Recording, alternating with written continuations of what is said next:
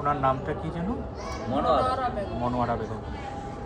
তো মনোয়ারা বেগম, আমরা অবশ্যই পেশেন্টের পার্টির কনসেন্ট নিয়েছি কেসটা শেয়ার করার সময়। মনোয়ারা বেগম, বয়স 65 ইয়ার্স। উনি আমাদের কাছে এসেছেন রাইট সাইডের একটা উইকনেস নিয়ে ফর লাস্ট 20 days।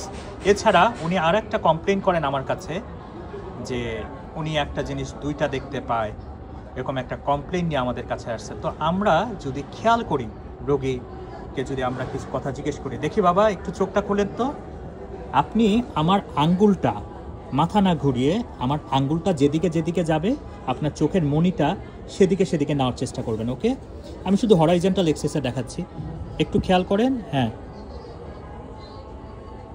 আমরা খেয়াল করতেছি, দেখেন দুই চোখই মুভমেন্ট করতেছে, কিন্তু এই যে এই সাইডটা দেখেন, ডান সাইডে কিন্তু অলরেডি চোখটা একদম ল্যাটারালি মুভ করে ফেলছে, কিন্তু বাম চোখটা সেক্ষেত্রে কনজুগেট আই মুভমেন্ট যদি আমরা চিন্তা করি, বাম চোখটা কিন্তু মিডিয়ালি শিফটেড হওয়ার কথা ছিল, কিন্তু দেখা যাচ্ছে মিডিয়ালি শিফটেড হচ্ছে না। তাহলে আমি আবার একটু এটা রিপিট করি, আবার খেয়াল করেন বাবা, এই যে আমার আঙ্গুলের দিকে দেখা যাচ্ছে দুই চোখে কিন্তু লেফটের দিকে ডেভিয়েটেড হচ্ছে আঙ্গুলের সাথে সাথে, কিন্তু যখনই আমি বামে আনছি আমার ডান চোখটা কিন্তু ল্যাটারাল রেকটাস টেনে ডানে নিয়ে আসতেছে, কিন্তু বাম চোখটা কিছুতেই মিডিয়ালি শিফটেড হচ্ছে না। তার মানে আমি বলতে পারি পেশেন্টের বাম চোখের মিডিয়াল রেকটাস পালসি আছে, পেশেন্টের বাম চোখের মিডিয়াল রেকটাস পালসি আছে। দেখেন এই ডান চোখটা কিন্তু অলরেডি শিফটেড হয়ে গেছে ল্যাটারাল রেকটাস ভালো আছে জন্য, কিন্তু এই যে বাম চোখ যেটা, বাম চোখটা কিন্তু কিছুতেই এই দিকে ডেভিয়েটেড হচ্ছে না, ডানের দিকে ডেভিয়েটেড হচ্ছে না, অর্থাৎ মিডিয়াল রেকটাসে পালসি আছে। তার মানে মিডিয়াল রেকটাসের সাপ্লাই দিচ্ছে কে? আমরা জানি মিডিয়াল রেকটাসের সাপ্লাই দেয় হলো অকুলোমোটর নার্ভ। তো এক্ষেত্রে আমি বলতে পারি পেশেন্টের লেফট অকুলোমোটর পালসি আছে, এই জন্য পেশেন্টের মিডিয়াল রেকটাস পালসি থাকার কারণে চোখ মিডিয়ালি ডেভিয়েটেড হচ্ছে না। এর সাথে দেখেন আর একটা মজার ব্যাপার, মানে পেশেন্টের জন্য কষ্টের ব্যাপার, সেটা হলো আপনি কি একটু মুখটা ক্লিনস করতে পারেন, এরকম দাঁত দেখাতে পারেন একটু, ওই যে দাঁত, হ্যাঁ আরও জোরে। দেখা যাচ্ছে আপনার ন্যাসোলেভিয়াল ফোল্ড কিন্তু বামে ব্লান্ট, কিন্তু ডানে প্রমিনেন্ট, এবং angle of the mouth is deviated towards left.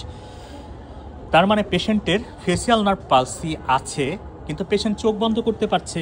এবং রিঙ্কেলিং, আপনি একটু চোখ মাথা কুচকান তো, মাথা কুচকান, হ্যাঁ না এই যে মাথা কুচকান, এই যে কপাল কুচকান, পেশেন্টের রিঙ্কেলিং প্রেজেন্ট, কিন্তু angle of the mouth deviated to left. আবার একটু চেষ্টা করেন, হ্যাঁ angle of mouth deviated to left, ঠিক আছে।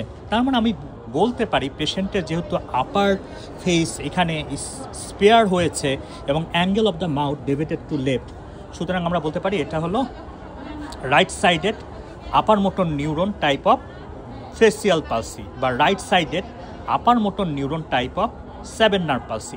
এরপরে আসেন বাবা, আপনার কোন সাইডে দুর্বলতা বলেন তো? ডান সাইডে না? ডান সাইডে দুর্বলতা, হ্যাঁ হ্যাঁ মাথা ব্যথা, আর ডান সাইডে দুর্বলতা না? ওনার তো ডান সাইডে দুর্বলতা। তার মানে আমি যদি একটু এটাই দেখাচ্ছি, প্লান্টারটা দেখাই দিচ্ছি, আপনি একটু ধরেন তো। আচ্ছা এই ইটা ধরে রাখেন। প্রথম আমি একটা জার দেখানোর চেষ্টা করতেছি, একটু পা যথেষ্ট স্পাস্টিক হয়ে আছে, আমরা দেখতে পাচ্ছি যথেষ্ট স্পাস্টিক। যার প্রথম এত স্পাস্টিসিটি হয়েছে, যার প্রথম পড়াই প্রথম হয়ে যাচ্ছে, যার একটু এক্সাজারেটেড বলা যায়। প্লান্টারটা দেখেন, প্লান্টার হলো বুড়ো আঙ্গুল দেখা যাচ্ছে, এক্সটেন্সর প্লান্টার। আর এই সাইডে যদি দেখেন জায়গা কম, স্পেস কম, ফ্লেক্সর উইথড্রল আছে। যাই হোক, ওনার মেইন উইকনেস হলো ডান সাইডে, এখানে ভালো এলিসেট করা গেল না, এখানে জায়গাটা কম, কিন্তু বোঝা গেছে যে ডান সাইডে এক্সটেন্সর। তো আমি যদি এটা সামারাইজ করি, লেফট সাইডের অকুলোমোটর পালসি, রাইট সাইডের হেমিপ্লেজিয়া উইথ রাইট সাইডের আপার motor neuron type of 7 nerve palsy. তাহলে এটা কোন কেস হবে? এটাকে কোন সিনড্রোম বলবো আমরা? এটা হলো ওয়েবার সিনড্রোম। এবং ওয়েবার সিনড্রোমে ব্রেন স্টেমে, বিশেষ করে মিড ব্রেনে আমরা কিন্তু লেশন পেয়ে থাকি। এবং এই পেশেন্টের এমআরআই রিপোর্টটা দেখি একটু। এমআরআই রিপোর্টটা দেখা যাচ্ছে ওল্ড ব্রেন স্টেম ইনফ্র্যাকশনের কথা বলা আছে। So that's it. আমরা পেশেন্টের জন্য দোয়া করব, পেশেন্টকে আমরা সিমটোমেটিক ট্রিটমেন্ট দিচ্ছি। সবাই ভালো থাকবেন। আল্লাহ হাফেজ।